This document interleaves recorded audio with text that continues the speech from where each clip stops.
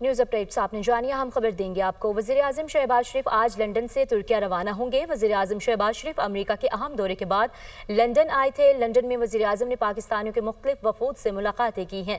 London में पाकिस्तानी सहाफ़ियों से भी अहम नशिस्त की गई है। तफसीलात जान लेते हैं, हसीब अरसलान हमारे साथ मौजूद हैं। हसीब, बताइएगा, अमेरिका का दौरा नहायत अहम रहा, अब तुर्किया रवाना हो रहे हैं, कितना मुआविन साबित होगा ये दौरा भी हमारे लिए?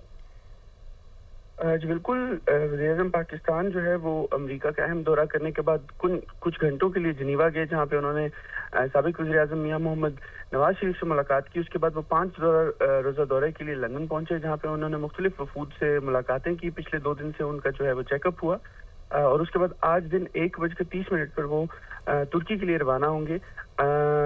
कितनी देर वहाँ पे स्टे है ये अभी तक ज़राए से हमें पता नहीं चल सका, लेकिन लंदन से इस्तांबुल के लिए रवाना होंगे और कुछ देर वहाँ रुकने के बाद उसके बाद पाकिस्तान जो है वो रवाना होंगे।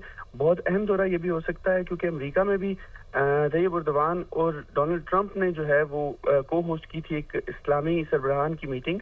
तो आज अगर दोबारा वज़ीर-ए-आज़म पाकिस्तान जो है तुर्की में तैयब उर्दवान से मुलाकात करते हैं तो ये एक और अहम मुलाकात हो सकती है, जिसमें मसला फ़लस्तीन और दीगर जो अहम इश्यूज इस वक्त चल रहे हैं वो डिस्कस हो सकते हैं। तो ये दौरा भी जो है एक इंतहाई अहमियत का हामिल समझा जा रहा है और इसमें कई अहम मुलाकातें जो है वो हो सकती हैं।